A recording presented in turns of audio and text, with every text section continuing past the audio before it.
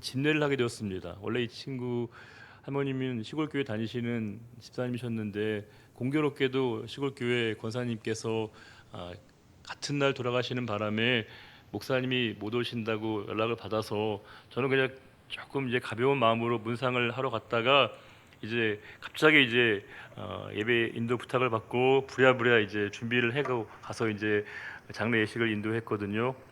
이제 한 30분 정도, 30분 정도가 이렇게 앉아 계신데 사실 그 할머니만이 교회를 다니시는 분이셨고 유가족분들이나 무상객들 아무도 교회를 안 다니시는 그런 상황이었습니다. 생각해 보세요. 상상해 보세요. 저 혼자만 지금 예배를 드리고 있는 겁니다. 혼자서 기도하고 혼자서 찬송하고 혼자서 예배를 드렸습니다. 아무도 찬송도 기도도 몰랐기 때문에 저 혼자서 예배를 드렸습니다. 30분이 앉아있지만 참으로 고독감을 느꼈습니다. 예배는 함께 드리는 것이구나, 함께 드려야 되는 게 마땅하구나, 그때 그런 느낌을 받았습니다. 오늘은 저희가 함께 이 자리에 예배를 드리고 있지 못하지만 그때 그 고독감과는 좀 다른 느낌이 있습니다.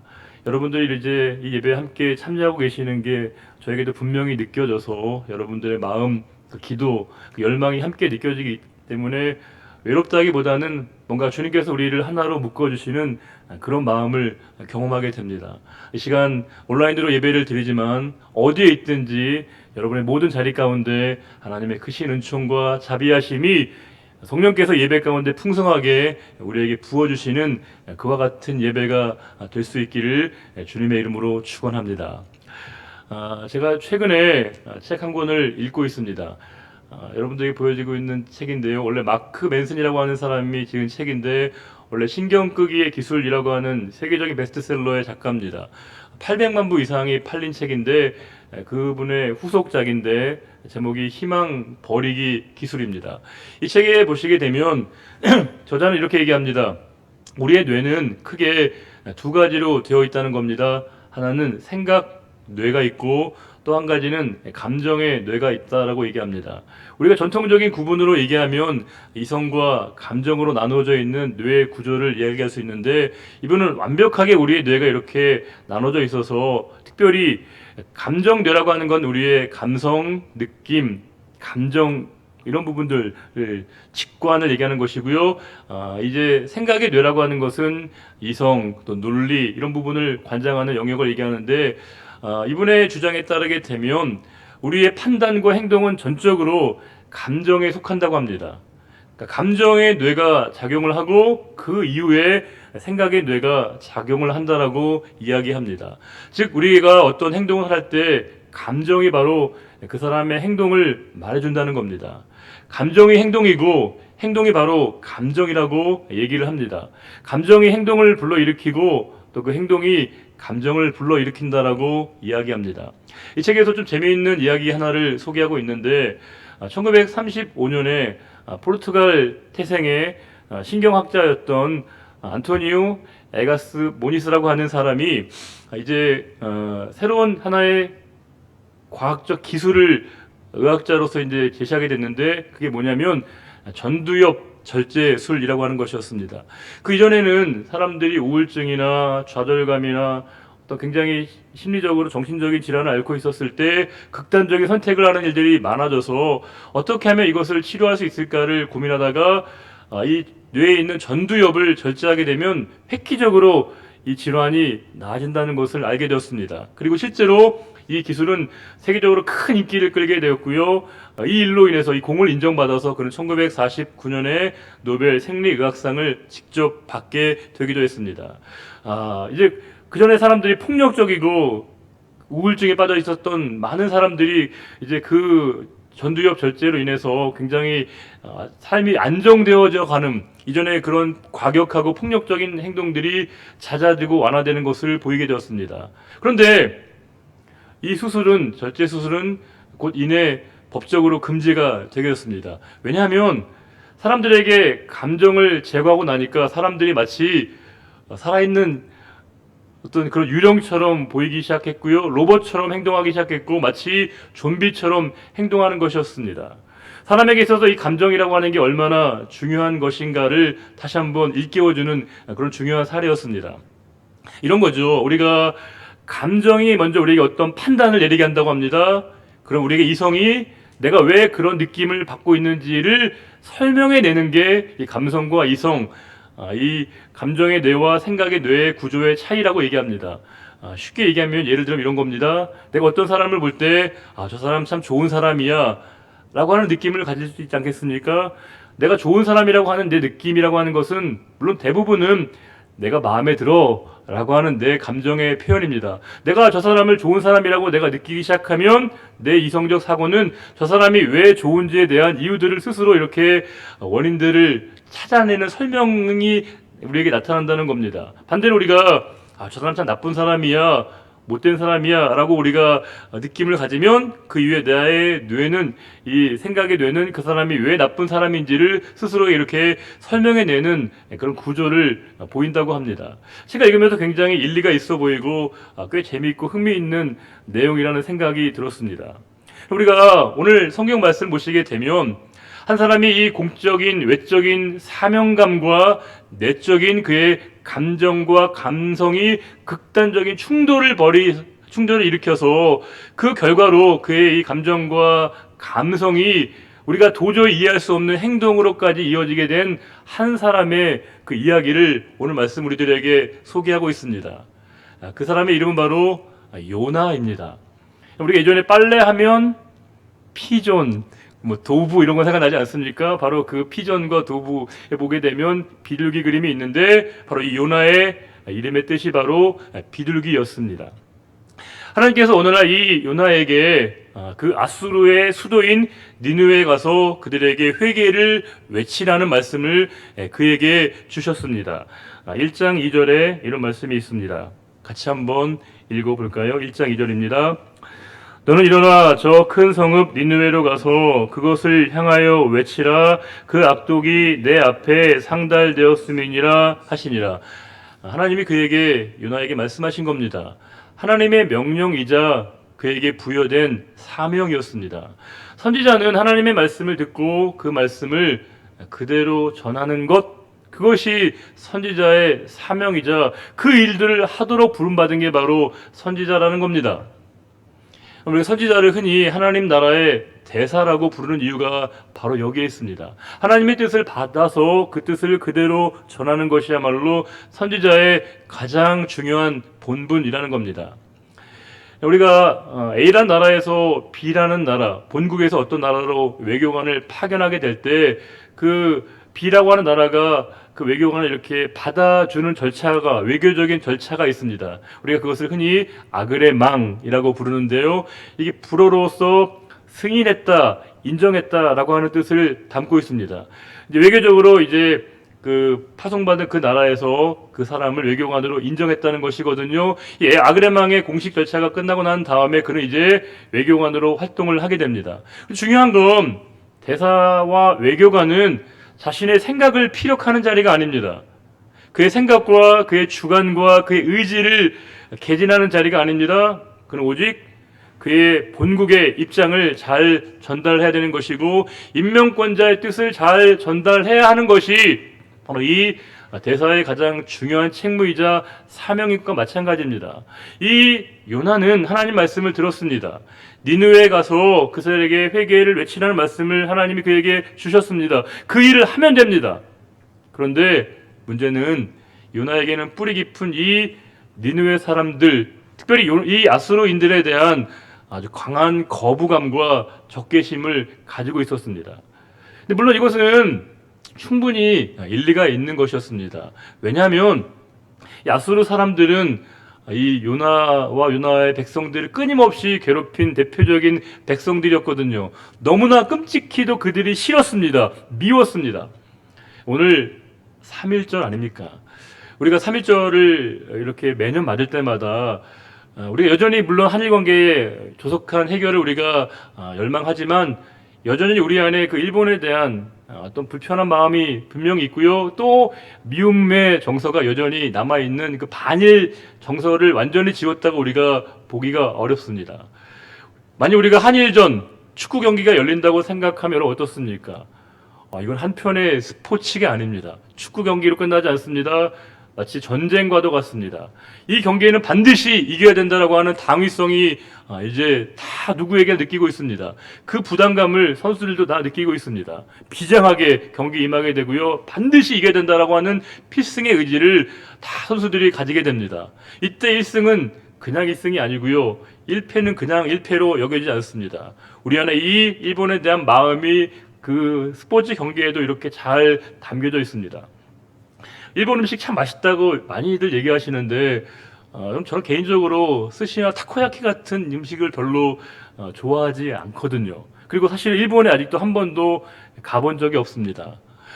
물론 가볼 수 있는 기회는 여러 번 있었지만 제가 사실은 이제 가지 않은 게 맞는데 제가 일본 음식에 대해 그렇게 썩 내켜하지 않고 일본을 가보지 않은 이유는 단지 음식에 대한 저의 호감도나 일본 어떤 관광이나 여행을 제가 싫어해서만은 아니겠죠? 그것은 바로 일본에 대한 그 태도, 과거사에 대한 일본의 그런 반성 없는 태도에 대한 저의 마음이 그렇게 분명히 담겨 있다고 볼 수 있을 것입니다. 지금 요나는 딱 그러했습니다. 공적 사명감으로서 그는 선지자로서의 이 사명을 감당해야 되는 것, 회개를 외쳐야 되는 이 공적 사명감이라고 하는 것이 요나에게 있었던 반면에 그의 내면에는 미운 백성들, 싫은 사람들에 대한 그의 내면의 감정에 이 충돌이 있었습니다. 말씀을 전해야 되는 그 상황은 알지만 그 내적으로는 감정적으로는 그들을 받아들이고 싶지 않았고 미워하고 싫어했다는 겁니다. 이럴 때 어떻게 해야 할까요? 하고 싶은 일을 해야 하는 게 맞습니까? 아니면 해야 하는 일을 하는 게 맞겠습니까?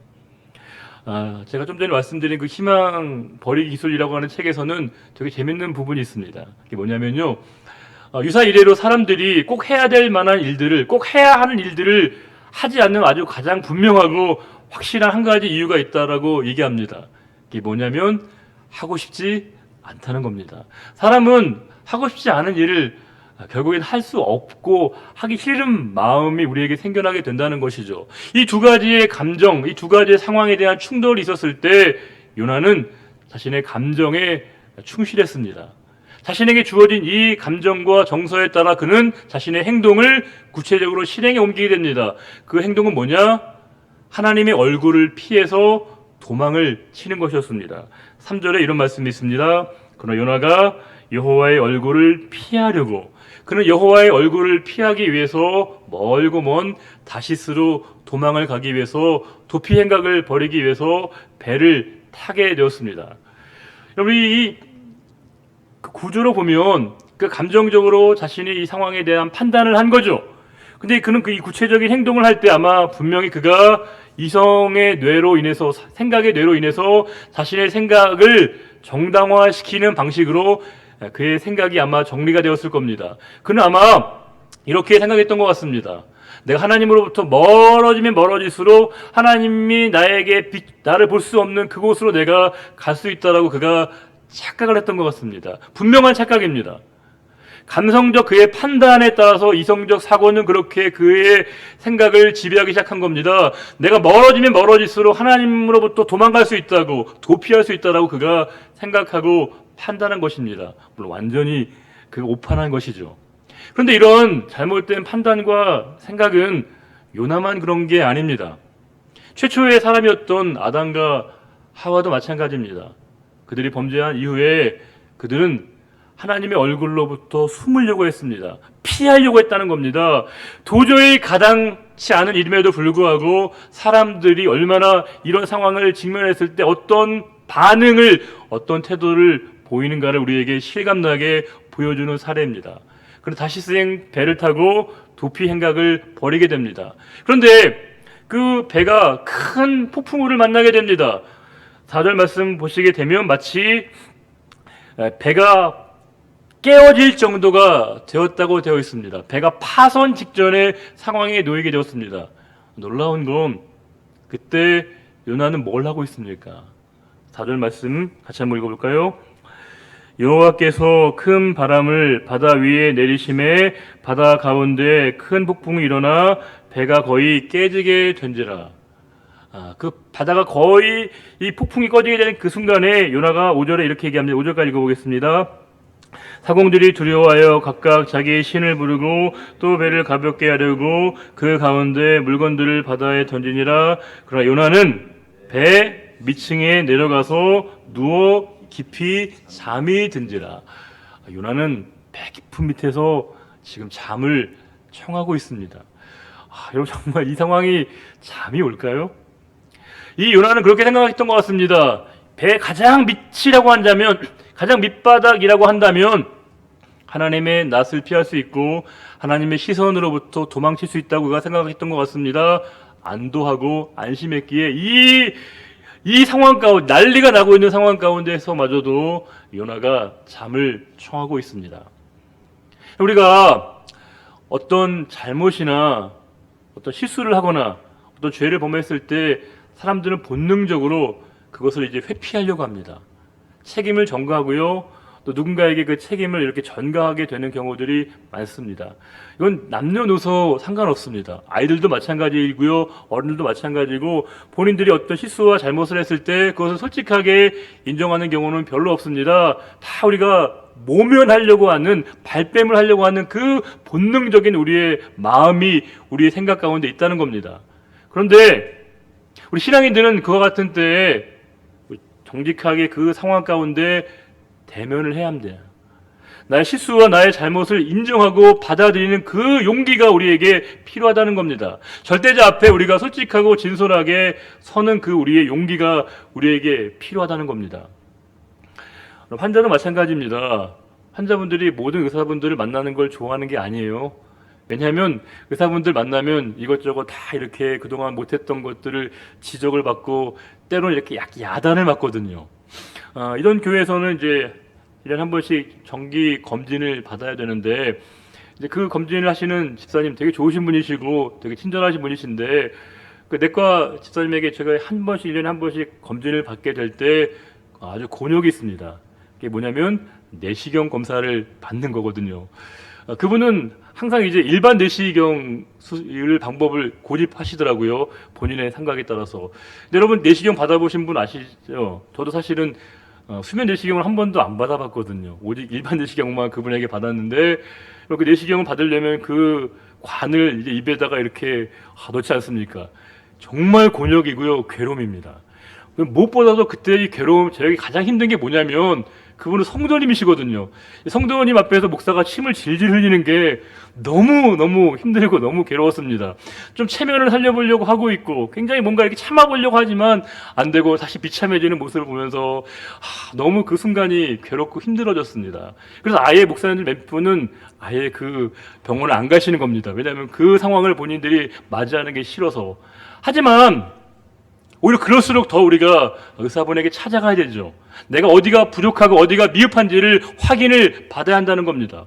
우리가 절대자이신 하나님 앞에 서야 되는 이유 또한 거기에 있습니다. 우리가 죄와 악과 불의에, 잘못과 실수에 젖어 있을 때 역설적으로 그분 앞에 서야만이 나의 상황을 정직하게 우리가 판단하고 이해하고 그분으로 말미암아 우리가 진정한 구원의 길로 나아갈 수 있다는 겁니다. 그런데 아쉽게도 요나는 그렇게 하지 않았습니다. 여호와의 얼굴을 피하여 그가 도망을 쳤습니다. 그때 배 안의 사람들이 난리가 났습니다. 큰 폭풍우를 만나서 배가 거의 깨어질 지경이 되었습니다. 그래서 그들이 이제 그 배에서 그들이 온갖 힘을 다합니다. 배를 살려보기에 노력합니다. 역부족을 느끼게 됩니다. 사람은 자기 능력의 한계치를 벗어나게 되면 그들이 신을 찾게 됩니다. 오늘 말씀에도 사람들이 5절에 각각 자기의 신을 불렀다고 되어 있습니다. 각자 자기들이 믿고 있는 온갖 신의 이름이 아마 다 나왔을 겁니다. 당시에는 특별히 다신교적 사회이기 때문에 사람들이 자기가 믿고 있는 신이 한두 가지가 아니었을 겁니다. 지금 그들은 각자의 신의 이름을 부르면서 그렇게 생각했을 겁니다. 나의 도움을 줄 수만 있다면, 보탬이 될 수만 있다면, 이 상황을 모면할 수만 있게 한다면 그것이 어떤 신이든지 문제가 되지 않았습니다. 어떤 신이든지 나에게 이 상황을 벗어나게 해줄 수만 있다면 그 신을 찾고 사람들이 부르고 있었다는 겁니다.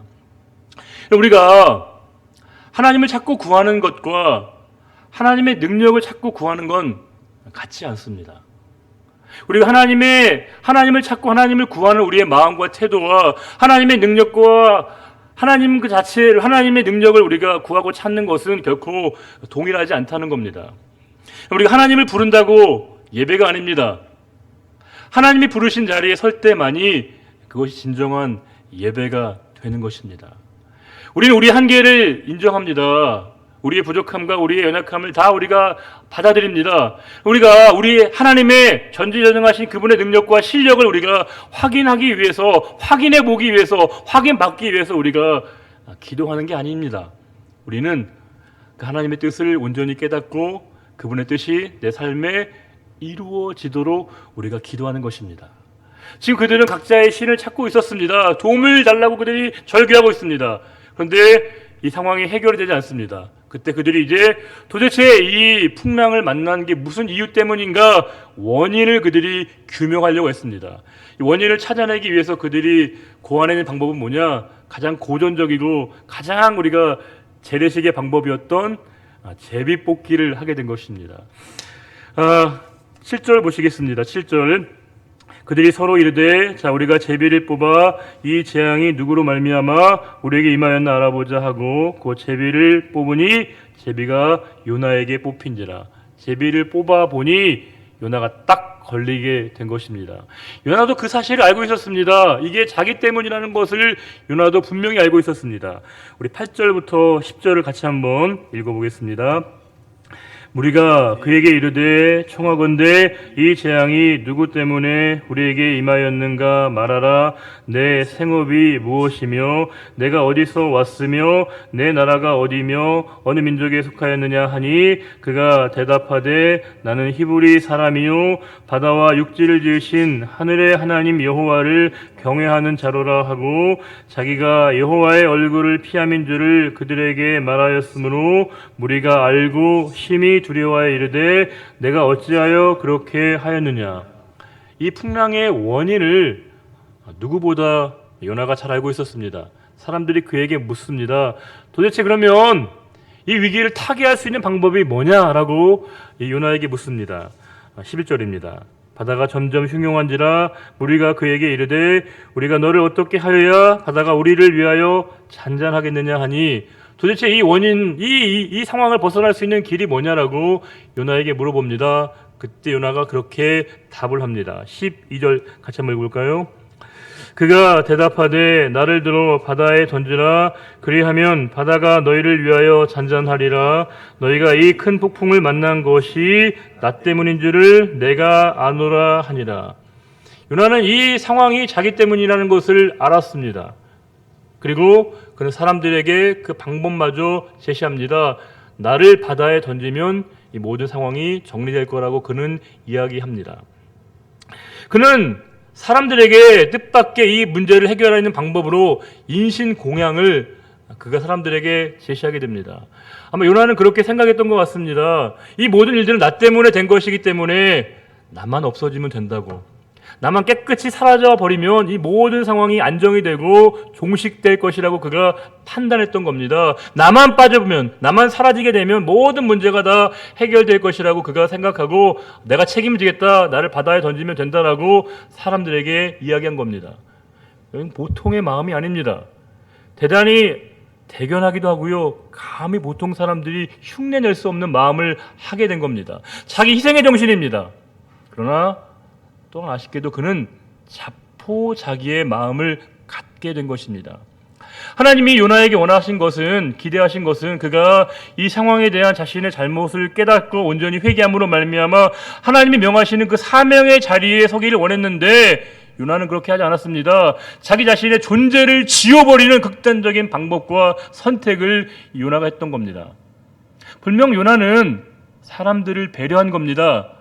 그러나 아쉽게도 그는 정작 그가 배려해야 될 하나님에 대한 배려와 하나님에 대한 이해가 부족했다는 겁니다.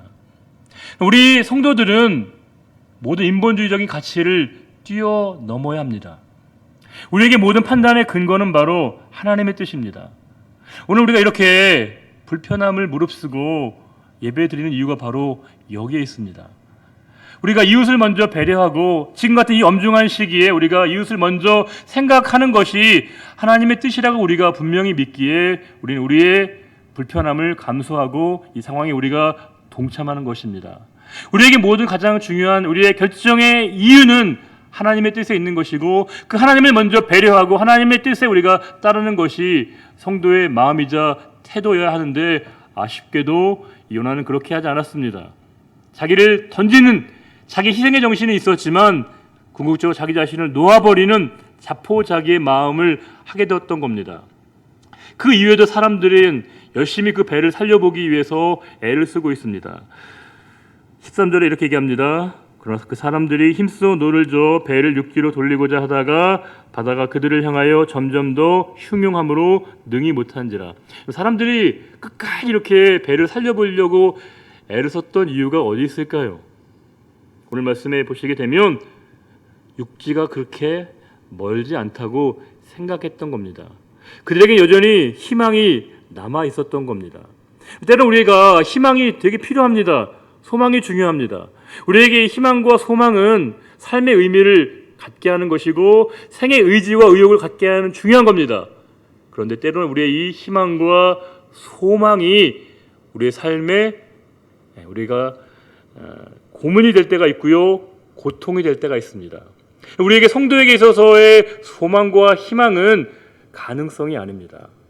우리에게 소망은 우리에게 소망은요 개연성을 얘기하는 게 아닙니다. 우리의 바람을 얘기하는 것도 아니고요. 우리에게 소망은 우리가 그 일들이 이루어질 수 있는 그 확률이 높아지는 걸 의미하는 게 아닙니다. 성도에게 소망은 하나님의 임재의 현실입니다. 하나님을 믿는 겁니다. 하나님을 신뢰하는 것 자체가 우리 성도에게 가장 큰 소망이자 희망이라고 하는 겁니다. 우리 성도에게는요 예수 그리스도가 우리의 소망이 되어주시는 겁니다. 그분을 바라보는 것, 그것이 바로 우리의 진정한 소망이자 희망이어야 된다는 겁니다. 그런데 여전히 그들은 그렇게 하지 않았고 안타깝게도 이 요나도 그렇게 하지 못했습니다. 상황이 아주 심각합니다. 14절만 읽어볼까요? 무리가 여호와께 부르짖어 이르되 여호와여 구하고 구하오니 이 사람의 생명 때문에 우리를 멸망시키지 마옵소서. 무죄한 피를 우리에게 돌리지 마옵소서. 주 여호와께서는 주의 뜻대로 행하심이니이다 하고, 이 말씀에 보게 되면요 우리말에는 번역되어 있지 않는데 그 나라고 하는 히브리 단어가 있습니다. 제발 부디 제발 우리를 좀 살려달라고 하는 그들의 간절함이 녹아져 있고요, 알리라고 하는 부정어가 2번이나 담겨져 있을 만큼 그들의 상황이 얼마나 긴박하고 얼마나 그들이 절박한 마음이었는가를 보여주고 있습니다. 이 절박한 상황 가운데 그들은 마침내 요나를 이제 바다로 던지게 됩니다. 그 이후의 상황을 우리가 너무나 잘 알고 있습니다. 이 요나가 자신의 몸을 바다로 던진 것은 하나님을 신뢰해서가 아니었습니다. 나 하나 없어지면 될 거라고, 나 하나 사라지면 모든 문제가 해결될 것이라고 그가 판단하고 생각했던 겁니다. 사람들도 마찬가지입니다. 그들 하나님에 대한 믿음 때문에 요나를 바다에 던진 게 아닙니다. 지금 그들이 도저히 이 상황에서 벗어날 길이 없다라고 판단한 나머지 그들은 이제 요나를 바다에 던져버리고 말았습니다. 요나는 하나님이 그를 선지자로 부르신 사명감을 내던졌습니다. 하나님 주신 이 생명마저도 그가 이제 포기했습니다. 심지어는 그가 해야 될 그 사명감마저도 내버린 사람입니다. 놀랍게도 그런 이 요나를 하나님이 구원해내셨습니다. 살려내셨습니다. 그 이후에 이 3일 동안 물고기 뱃속에서 요나가 하나님을 만나게 됩니다. 그리고 하나님의 뜻에 따라서 다시금 그가 니느웨로 떠나게 됩니다. 철저한 하나님의 일하심이자 하나님의 역사하심이었다고 하는 겁니다. 하나님의 일하심과 역사하심은 요나에게 끝나지 않습니다. 그 배에서 선원들 역시도 16절에 보시게 되면 그 사람들이 여호와를 크게 두려워하여 여호와께 제물을 드리고 서원을 하였다고 되어 있습니다. 하나님께 예배하는 백성들로, 하나님을 믿는 백성들로 바뀌기 시작했다는 겁니다. 선원들에게도 하나님의 일하심과 하나님의 역사하심이 나타나게 된 것입니다. 온전히 이 모든 일들을 이루시는 하나님의 일하심과 하나님의 역사하심을 요나서는 우리에게 생생하게 말씀하고 있습니다. 요나가 이 큰 풍랑을 만났을 때 나 때문이라고, 자기 책임이라고 얘기하는 건 되게 근사한 것입니다. 아주 놀라운 신앙입니다. 그러나 우리가 신앙인으로 책임을 진다는 건 자책감만 얘기하지 않습니다. 자포자기하는 게 아닙니다. 오히려 그 상황 가운데 하나님의 뜻을 구하고 하나님의 지혜를 구하고 이 상황을 하나님이 허락하신 그 이유를 분별하여서 내가 감당해야 될 그 일들을 최선을 다해 감당할 때 그 모든 일들을 이루시는 하나님을 온전히 신뢰하는 것, 그것이 바로 믿음의 사람의 고백이라는 겁니다. 이 난리통에 우리가 신천지 이름이 정말 많이 나오고 있지 않습니까? 신천지가 온갖 극성을 부리고 기승을 부리고 사회에 이렇게 큰 해를 끼치게 되고 교회를 이렇게까지 위험에 빠뜨리게 되는 걸 보면서 사회적인 공분이 일어나고 있습니다. 신천지에서 나온 어떤 분이 그렇게 얘기를 하시더라고요. 신천지에 빠지기 가장 쉬운 사람들이 원불교라는 겁니다. 원불교. 저는 원불교라고 하길래 우리가 알고 있는 원불교인 줄 알았더니 원망 많고 불평 많고 교만한 사람들이라고 얘기하더라고요. 꼭 신천지만 예민한 게 아니라 모든 사탄의 이런 포섭 대상이 되는 사람들은 말 그대로 원망이 많고 불평하고 교만한 사람들. 반대로 우리는 어떠한 상황에서도 하나님의 일하심을 믿고 언제 우리가 더 감사와 은혜를 깨닫게 되고 더 겸손하게 하나님의 뜻을 구하게 되는 것, 그것이 성도의 마음이자 성도의 태도인 것이고 궁극적으로 이 모든 일들을 해결하실 분은 바로 하나님이시라는 그 분명한 믿음을 갖는 것이야말로 성도의 진정한 믿음의 고백일 것입니다. 우리는 그 하나님을 믿는 사람들입니다. 그분이 해결하실 겁니다. 여러분들에게 제가 마지막으로 드리는 목회 서신 편지를 읽어드리고 오늘 말씀을 마치겠습니다. 사랑하는 성지가족 여러분, 우리는 지금 마음이 많이 무겁고 힘들지만 코로나19의 확산을 통해 이웃에게는 물론 성도들 상호 간에 피해를 줄 수 있기에 불가피하게 당분간 인터넷을 통해서 주일 예배를 드리고 있습니다. 주일마다 반갑게 인사하며 그리스도의 사랑을 확인하고 다짐했던 우리 장로님, 권사님, 집사님, 성도님들을 한 분 한 분을 떠올리며 잠시겠지만 이번 주부터 뵙지 못한다고 생각하니 마음이 많이 아프고 벌써부터 그립습니다. 담임 목사로서 이런 상황을 맞게 되리라고는 감히 상상조차 하지 못했습니다. 더구나 작년 한 해 예배의 삼복을 표어로 삼고 온 성도님들께서 기도하며 교회로 나오셨던 모습들이 많이 떠올랐습니다. 하지만 코로나19가 진정되지 않고 있고 지난 며칠 동안 집단시설을 중심으로 급격히 확산되는 추세를 보면서 온 국민들이 함께 뜻을 모으고 있는 상황에서 우리 교회 역시 먼저 이 일에 적극 동참해야 한다고 당회는 뜻을 모으게 되었습니다. 예배당에서 함께 모여서 드리던 예배를 인터넷을 통해 개별적으로 드리는 것에 대해서는 저 역시 그 누구보다 큰 아쉬움이 있습니다. 하지만 지금 모두의 생명과 건강을 지켜내기 위해 그리스도인으로서 국민의 한 사람으로서 힘써 노력하고 함께 협력할 때입니다. 잠시 예배당이 아닌 가정에서 가족들과 혼자서 인터넷을 통해 예배드리는 것은 불편함을 감수해야 하는 일입니다. 그러나 이는 우리 성도님들의 건강과 이웃을 배려하고 섬기는 일로서 우리 주님께서 기뻐하실 일이라고 믿습니다. 교회 역사를 보면 우리 믿음의 선배들은 어두운 카타콤에서도 예배를 드렸습니다. 교회 밖의 시기에는 사막에서도 때는 골방에서도 예배를 드렸습니다. 위기가 찾아오면 성도들은 그들이 예배할 수 없는 곳에서마저도 살아계시는 하나님께 예배했습니다. 우리는 언제나 같은 하늘 아래에서 지금도 역사하시는 하나님께 예배드리는 하나님의 백성들이기 때문입니다. 사랑하는 성지가족 여러분, 저는 여러분을 우리 주님께로 인도해야 할 영적 책임을 지닌 담임 목사로서 코로나19가 확산되는 엄중한 상황에서 여러분 모두를 우리 주님께서 안전하게 지켜주시고 보호해 주시기를 두 손 모아 기도합니다. 무엇보다 이 땅의 모든 백성들이 속히 두려움과 고통으로부터 자유할 수 있기를, 다시 함께 모여 예배당에서 찬송하고 기도하며 예배할 시간이 속히 오기를 간절히 소망합니다. 우리나라와 열방과 우리 성지교회를 위해서 각자의 자리에서 기도에 동참해 주시고 치유하시고 온전케 하시는 주님만을 붙드시는 시간이 되시기를 바랍니다. 모든 목회자들은 계속해서 예배당을 지키며 성도님들 한 분 한 분을 위해서 기도하며 여러분을 기다리겠습니다. 다시 예배당 문이 활짝 열리고 교회 모든 곳마다 찬송과 기도와 정겨운 웃음꽃이 필 그날을 고대하겠습니다. 우리 주님의 은총이 우리 모두와 이 땅 위에 함께 하시기를 바랍니다. 2020년 3월 1일 우리 성지가족들을 위해 기도하는 김수환 목사 올림. 기도하겠습니다. 영원하신 하나님 아버지, 우리가 어디에 있든 한 분 하나님을 섬기며 예배하는 이 자리에 거하게 하신 것 감사합니다. 서로가 서로를 그리스도의 놀라운 사랑으로 성령께서 서로 모아주시고 인도해 주신 것을 참으로 감사드립니다. 우리가 있는 이곳이 예배하는 곳이 되게 하여 주시고, 특별히 우리가 그동안 잊고 있었던 예배에 대한 소중함과 교제의 이 귀한 은혜를 다시금 깨닫는 시간이 되기를 원합니다.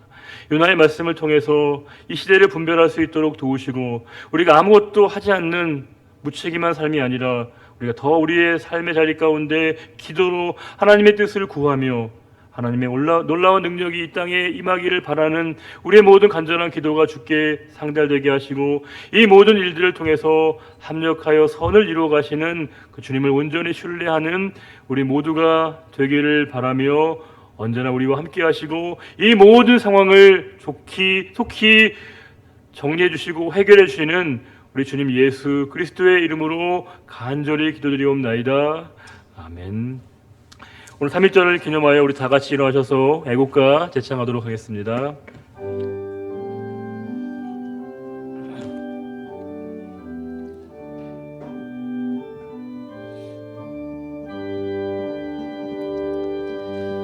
동해물과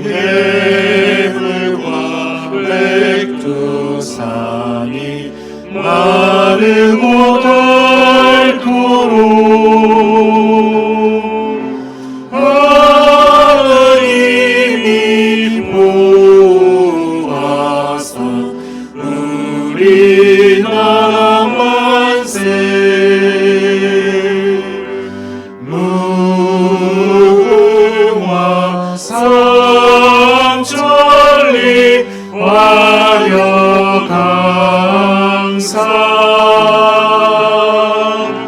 대한 사람 대안으로 길이 보전하세. 남산 위에 저소나무 철강을 두는 듯 바람 소리 불려담은 우리 기상일세.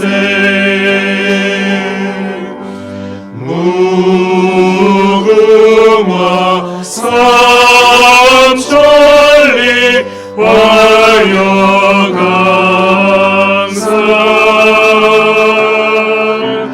대한 사람 대안으로 길이 보전하세. 가을 하늘 오만한데 노크를 없이 밝은 달을 누리 가슴 일편단심일세.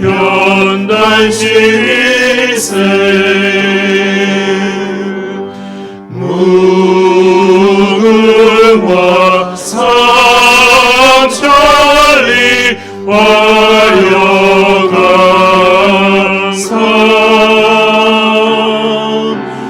대한 사람 대안으로 길이 보전하세.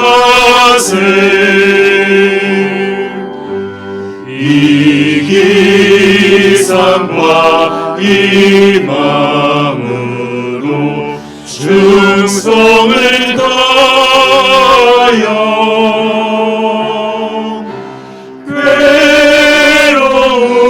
괴로우나 즐거우나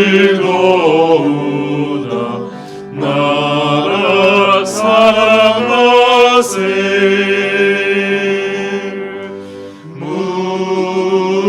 무궁화 삼천리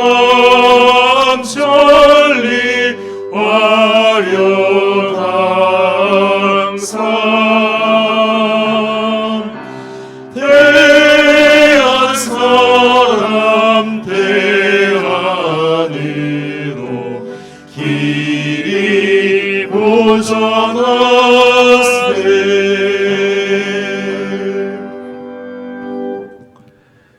여호와는 내게 복을 주시고 너를 지키시기를 원하며 여호와는 그의 얼굴을 내게 비추사 은혜 베푸시기를 원하며 여호와는 그 얼굴을 내게로 향하여 드사 평강 주시기를 원하노라. 이제는 우리 주 예수 그리스도의 은혜와 하나님 아버지의 크고 놀라우신 사랑과 성령의 인도 교통 충만케 하심이 이 시간도 어느 자리에서든지 하나님께 예배하는 모든 성지의 권속들과 이 시간 예배드리는 모든 예배자들 위해, 이 나라 이 민족 위에, 열방 위에, 고통받는 모든 이들 위해 이제로부터 영원히 함께하여 주시기를 간절히 축원하옵나이다. 아멘.